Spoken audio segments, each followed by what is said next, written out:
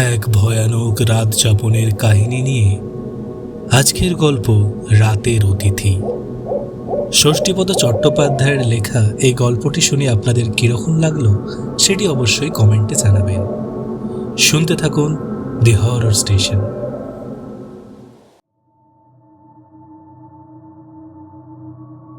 সেকালে যখন ট্রেন ছিল না, বাস ছিল না, তখন লোকে প্রাণের মায়া ত্যাগ করে দলবদ্ধ হয়ে পায়ে হেঁটে দূর দেশে যাত্রা করত। পথে চোর ডাকাতের হাতে নির্যাতনও ভোগ করত অনেকে, কেউ কেউ প্রাণও হারাত। তাই লোকে যতটা সম্ভব সাবধানতা অবলম্বন করেই পথ চলত। এইরকম একটি দল চলেছে তীর্থযাত্রায়। উদ্দেশ্য কাশীতে বিশ্বনাথ দর্শন করে মথুরা হয়ে বৃন্দাবন যাবে। এই দলটিতে গোলক নামে এক তরুণ ছিল। তার বাড়ি ছিল বর্ধমান জেলার মেমারি গ্রামে। সে অবশ্য অত দূর যাবে না, তবে গন্তব্যস্থল হল গয়া। গয়ায় গিয়ে গদাধরের পাদপদ্মে পিতৃপুরুষের উদ্দেশ্যে পিণ্ডদান করে ফিরে আসবে সে। এই দলের সঙ্গে যেতে যেতে গোলক হঠাৎ অসুস্থ হয়ে পড়ল। সঙ্গের লোকেরা ওকে অসুস্থ অবস্থাতেই ফেলে রেখে চলে গেল। যাবার আগে বলে গেল, আমরা পাশের গ্রামে তোমার জন্য কাল সকাল পর্যন্ত অপেক্ষা করব, আশা করি এর মধ্যে তুমি আমাদের ধরে ফেলবে। গোলক আচ্ছা বলে একটি গাছতলায় গাছের গুঁড়িতে ঠেস দিয়ে শুয়ে পড়ল। ওর অসুস্থতার কারণ অবশ্য অন্য কিছুই না, শুধু পথশ্রমে এবং রোদে ঘুরে ভীষণ গা মাথা ঘুরছিল, চোখে মুখে জাল পড়ে আসছিল। দলটির সঙ্গে পায়ে হেঁটে এগোনোর মতো সমস্ত শক্তি হারিয়ে ফেলেছিল সে। যাই হোক, ক্লান্ত অবসন্ন দেহে গাছতলায় শুয়ে পড়তেই গভীর ঘুমে ঘুমিয়ে পড়ল গোলক। ঘুম ভাঙল তখন শরীর সুস্থ হয়ে উঠেছে এবং সন্ধেও উত্তীর্ণ হয়েছে। গোলক চোখ মেলে দেখল চারিদিকে শুধু বন জঙ্গল আর ঘন অন্ধকার। এই অন্ধকারে তো সারা রাত গাছতলায় পড়ে থাকা যায় না, তাই একটু নিরাপদ আশ্রয়ের সন্ধানে এগোলো সে। খানিক যাওয়ার পর এক জায়গায় একটু আলো দেখতে পেয়ে আশান্বিত হল। আলো লক্ষ্য করে এগিয়ে গিয়ে সে দেখল এক বধিষ্ণু চাষি পরিবারের বাড়ি। সেটা বাড়ির সামনে মাটির দাওয়ায় বসে এক বৃদ্ধ তামাক সেবন করছিলেন। গোলক গিয়ে বিনীতভাবে তাকে বলল, মহাশয়, আপনার কাছে একটি নিবেদন আছে, রাখতে পারি কি? বৃদ্ধ ভদ্রলোক হুঁকো থেকে মুখ তুলে বললেন, কে আপনি? আমি একজন পথিক, দলছুট হয়ে একা পড়ে আছি। আপনি আমাকে এক রাতের জন্য আপনার বাড়িতে একটু আশ্রয়ের ব্যবস্থা করে দিতে পারেন? বৃদ্ধ দাওয়া থেকে নেমে এসে গোলকের মুখের দিকে তাকিয়ে বললেন, নিশ্চয়ই পারি, কিন্তু মহাশয়ের পরিচয়? গোলক বলল, দেখুন, আপনি আমার বাবার বয়সী লোক, এখন থেকে আমাকে আপনি আজ্ঞে করবেন না। আমার পরিচয় আপনাকে দিচ্ছি। আমার নাম গোলক বিহারী ভট্টাচার্য, বাড়ি মেমারি। যাচ্ছি গয়া ধামে আমার বাবা এবং অন্যান্যদের পিণ্ডদান করতে। আজকের রাতটুকু শুধু আপনার বাড়িতে আমি থাকতে চাই। বৃদ্ধ খুবই খুশি হলেন গোলকের কথায়। বললেন, নিশ্চয়ই থাকবে ভায়া। অমন একটি সৎ কর্মে যাচ্ছ যখন, তখন আমার এখানে আহার আশ্রয় কিছুরই অভাব হবে না। আজ রাত্রে এখানে থেকে কাল ভোর ভোর রওনা দিও। গয়া এখান থেকে খুব বেশি দূর নয়। গয়া যাবার সোজা পথটা কাল ভোরে আমি দেখিয়ে দেব। এটা সীমান্তের গ্রাম, বিহার বাংলার বর্ডার। এই বলে বৃদ্ধ গোলককে পরম সমাদরে ভেতর বাড়িতে নিয়ে গেলেন। বেশ অবস্থাপন্ন চাষি পরিবার, ঘর গৃহস্থলী জমজম করছে। মেয়েরা রান্নাঘরে রান্না করছে, ছেলেরা দাওয়ায় বসে সুর করে পদ্য পড়ছে। বৃদ্ধ গোলককে নিজের শোবার ঘরে নিয়ে গিয়ে বসালেন। তারপর শুরু করলেন নানা রকমের গাল গল্প।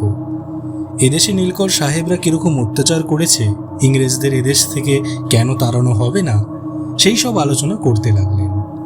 এরই ফাঁকে একসময় বললেন, আমি অনেক দিন ধরে ঠিক তোমার মতন একজনের প্রতীক্ষা করছিলাম যে গয়ায় পিণ্ডি দিতে যাবে। গয়া যাওয়াটা কি চারটিখানি কথা? কত বা জঙ্গল নদী নালা পার হয়ে আসতে হবে, পাহাড় পর্বত ডিঙোতে হবে। তা ভায়া, আমার একটা উপকার করবে তুমি? বলুন, কি উপকার? যদি আমার সাধ্যের মধ্যে হয় তাহলে নিশ্চয়ই করব। তোমার সাধ্যের মধ্যেই হবে। তুমি তো গয়ায় যাচ্ছ, তা বলছিলাম কি, আমি তোমায় কয়েকটা নাম দেব। সেই নামে নামে তুমি একটি করে পিণ্ডি দিয়ে আসবে। এটা যদি তুমি করতে পারো তাহলে তোমার কাছে আমি সত্যি কৃতজ্ঞ থাকব। গোলক বলল, এ আর এমন কি কথা? নিশ্চয়ই দেব। আমি যে শুধু আমার বংশের লোকজনের জন্যই পিণ্ডদান করতে যাচ্ছি তা তো নয়। আমার চেনা জানা বহু লোকের নাম গোত্র লিখে নিয়ে যাচ্ছি, এক এক করে সবারই পিণ্ড দেব। তোমার ভালো হোক, তবে তুমি কিন্তু আমার অনুরোধটা রক্ষা করবার চেষ্টা করো, কেমন? এ কথা আপনাকে আর দ্বিতীয়বার বলতে হবে না। আপনি এখনই একটা কাগজে কার কার নামে পিণ্ডদান করতে হবে তা লিখে দিন।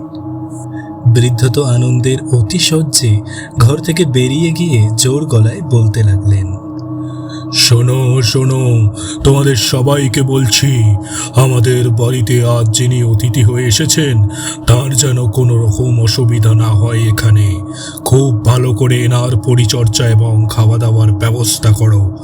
ইনি গয়ায় যাচ্ছেন পিণ্ডি দিতে। আমাকে কথা দিয়েছেন, আমি যে যে নাম লিখে দেব উনি সেই নামেও একটি করে পিণ্ডি দিয়ে আসবেন। তাই নাকি? হ্যাঁ। বলার সঙ্গে সঙ্গে বাড়ি শুদ্ধ লোক সবাই দরজার কাছে এসে হুমড়ি খেয়ে গোলককে দেখতে লাগলো। অতগুলো মানুষের জোড়া জোড়া দৃষ্টির সামনে খুবই অস্বস্তি হতে লাগলো গোলকের। বৃদ্ধ সেটা বুঝতে পেরে ধমক ধমক দিয়ে তাড়ালেন সবাইকে। বললেন, এ কি অসভ্যতা করছো তোমরা? উনি তো কথা দিয়েছেন আমাকে, অমনি হুমড়ি খেয়ে পড়বার কি আছে? যাও, যে যার কাজে যাও। বলে সবাইকে হটিয়ে আবার খোশ গল্পে মেতে উঠলেন দুজনে। গোলক বলল, কই নামগুলো লিখে দিন। দেব ভায়া, দেব বলেই তো কতদিন ধরে হাপিত্তেশ করে বসে আছি। আগে খাওয়া দাওয়া হোক, তারপর মাথা ঠান্ডা করে সব কিছু করা যাবে। এমন সময় এক ঘোমটা দিয়ে সম্ভবত বৃদ্ধের পুত্রবধূ দরজা গোড়ায় এসে বলল, ওনার তো ঠাই হয়ে গেছে বাবা, আসতে বলুন। বৃদ্ধ বললেন, হয়েছে, কোথায় দিলে? দালানে? হ্যাঁ। বৃদ্ধ গোলককে দালানে এনে বসালেন। সত্যিকারের ভদ্র পরিবার হলে যা হয়, সকলের সে কি সুমধুর অতিথিয়তা। ভাত, ডাল, ভাজা মাছের কালিয়া, কোনো কিছুই বাদ নেই। এর ওপর একজন বড় একটা বগি থালায় মস্ত একটা মাছের মুড়ো এনে পাতের কাছে রাখলো। মুড়োর বহর দেখে গোলকের চোখ কপালে উঠে গেল। বৃদ্ধ বললেন, এ আমার পুকুরের মাছ ভায়া, আমার বড় ছেলে ধরেছে। গোলক বলল, কিন্তু এত সব আয়োজন আমি খেতে পারবো তো? খুব পারবে, বেশ ভালো করে পেট ভরে খাও। কবে বাড়ি থেকে বেরিয়েছো, কবে পৌঁছবে তার ঠিক আছে? গোলক মাথা হেঁট করে খেয়ে নিতে লাগলো। বৃদ্ধ সেই অবসরে কাগজ কলম নিয়ে বসলেন। অনেক ভেবেচিন্তে একটা নামের তালিকা তৈরি করে ফেললেন। তারপর খাওয়া দাওয়ার পর গোলক যখন বিছানায় শুতে এলো, বৃদ্ধ তখন তালিকাটি দেখালেন গোলককে। মোট 12 জনের নাম আছে তাতে। এর মধ্যে একটি নাম কৃষ্ণকান্ত ভাদুরী। বৃদ্ধ বললেন, তুমি তো পিণ্ডি দেবে, তবে ভায়া হুঁশ রেখো, এই নামটি যেন কোন রকমে বাদ না পড়ে, কেমন? গোলক বলল, না না, বাদ পড়বে কেন? কোনো নামই বাদ পড়বে না। কাগজটি যথাস্থানে রেখে গোলক শুয়ে পড়ল। বৃদ্ধ একপাশে শুলেন। মাটির ঘর, খড়ের চালা। সারাদিনের হাঁটার পরিশ্রমে ক্লান্ত গোলক পরিতৃপ্ত আহারের ফলে শোয়া মাত্রই ঘুমিয়ে পড়ল। ঘুম ভাঙল বৃদ্ধের ডাকে। তখন শেষ রাত। বৃদ্ধ বললেন, ভায়া, ভায়া হে, এবার উঠে পড়ো, রাত শেষ হয়ে আসছে, অনেক দূরের পথ যেতে হবে তোমাকে। গোলক উঠে পড়ল। তারপর মুখ হাত ধুয়ে যাবার জন্য তৈরি হলো। বৃদ্ধ বললেন, তাহলে ভায়া, যা বললাম মনে আছে তো? ওই নামটা যেন কোনো রকমে বাদ না পড়ে। তবে তোমাকে দিয়েও আমি এমনিতে কাজ করাবো না। তুমি পিণ্ডি দিয়ে ফিরে এলে তোমাকে আমি যা দেব তা তুমি কল্পনাও করতে পারবে না। কিন্তু ভায়া, একটা কথা, ওই কৃষ্ণকান্ত ভাদুরী যেন বাদ না যায়। গোলক বলল, আচ্ছা, একটা কথা জিজ্ঞেস করব আপনাকে? করো। আমি তো আপনাকে বারবার বলছি কোনো নামই বাদ পড়বে না, তা সত্ত্বেও আপনি বিশেষভাবে ওই নামটার উপর জোর দিচ্ছেন কেন? বৃদ্ধ একটু চুপ করে থেকে বললেন, ওটা আমার নাম। গোলকের চোখ তখন কপালে উঠে গেছে। তার মানে? তাহলে তোমাকে সত্যি কথাটাই খুলে বলি।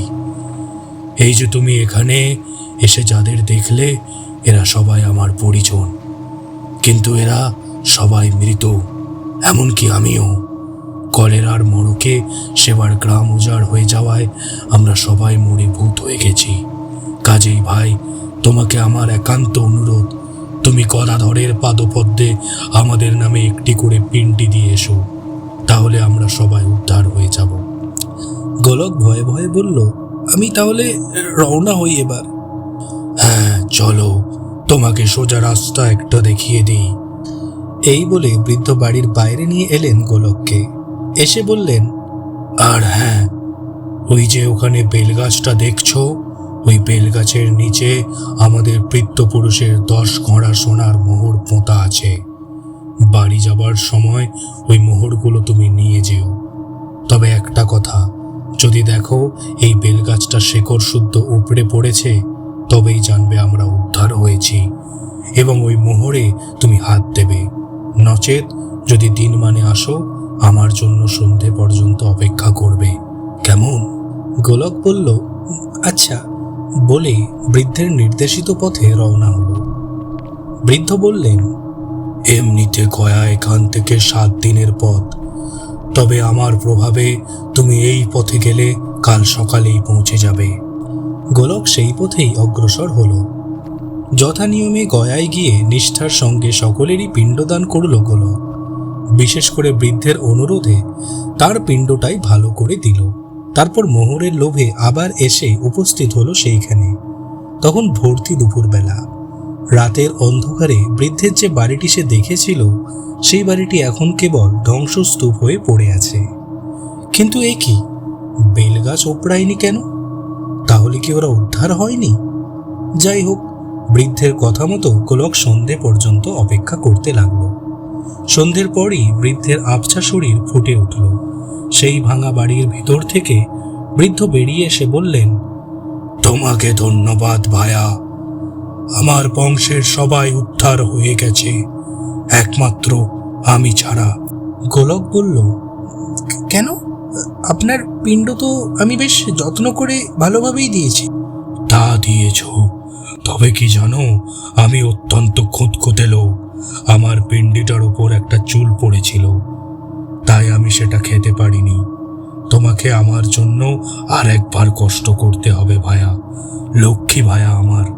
গোলক বলল, বেশ, যাব। বৃদ্ধ বললেন, তাহলে আর দেরি না করে তুমি এখনই চলে যাও, সোজা পথটা তোমাকে এখনই বাতলে দিচ্ছি। বৃদ্ধের নির্দেশিত পথ ধরে সেই রাত্রেই আবার গয়ায় ফিরে এলো গোলক, এবং রাতটা ধর্মশালায় কাটিয়ে পরদিন সকালে আবার বেশ ভালো করে পিণ্ড দিল বৃদ্ধের নামে। তারপর আবার ফিরে এলো সেই গ্রামে। কিন্তু এ কি, বেলগাছ তো ওপড়ায়নি, যেমনকার গাছ তেমনিই আছে। গোলকের মনটা খুব খারাপ হয়ে গেল। তবু সে সন্ধে পর্যন্ত অপেক্ষা করতে লাগলো বৃদ্ধের বাড়িতে। সন্ধে উত্তীর্ণ হতেই বৃদ্ধের আবির্ভাব হলো। একটু যেন কুণ্ঠার সঙ্গেই বৃদ্ধ বললেন, ভায়া, আমি আর উদ্ধার হলাম না। কেন? আবার কি কোনো ত্রুটি হলো? না, এবারে হলো কি, অন্যান্য কিছু ভূত যারা আমার বন্ধু বান্ধবের মতো এবং স্থানান্তরে ছিল, তারা কিভাবে যেন খবর পেয়ে এসে হাজির হলো আমার কাছে। তারা কিছুতেই আমাকে ছাড়লো না। সবাই এসে হাতে পায়ে ধরতে লাগলো, বলল আমি উদ্ধার হয়ে গেলে ওদের একেবারে অসহায় হয়ে পড়তে হবে। তাই ওদের মুখ চেয়ে তুমি যখন পিণ্ডি দিচ্ছিলে, আমি তখন মুখে বটপাতা চাপা দিয়ে বসেছিলাম। বাহ, তাহলে? তাহলে আর কি হবে, আমি যেমনকার তেমনই রইলাম। তবে হ্যাঁ, তোমার সঙ্গে বেইমানি আমি করব না। ওই বেলগাছের গোড়ায় 10 ঘড়া মোহর পোঁতা আছে, ও সবই তুমি নিয়ে যাও। তা না হয় নেব, কিন্তু 10 ঘড়া মোহর আমি বইব কি করে? সে ভাবনা আমার। বলেই বৃদ্ধ 3বার হাতে তালি দিলেন। তালি দেবার সঙ্গে সঙ্গেই বিচ্ছিরি চেহারার কিছু ভূত এসে হাজির হলো সেখানে। বৃদ্ধ বললেন, ওই বেলগাছের নিচে 10 ঘড়া মোহর আছে, বার করো। ভূতেরা তাই করল। ওগুলো নিয়ে তোমাদের বর্ধমান জেলার মেমরি গ্রামে যেতে হবে, ওনার বাড়িতে পৌঁছে দিতে হবে।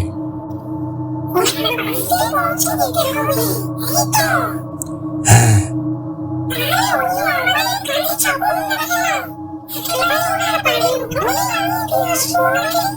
বৃদ্ধ বললেন, তাই দাও। তবে একটা কথা, উনি কিন্তু আমার অতিথি এবং আমার বিশেষ উপকার করেছেন। ওনার যেন কোনো রকম অসুবিধে না হয় এবং ভয় না পান। ভূতেরা বলল,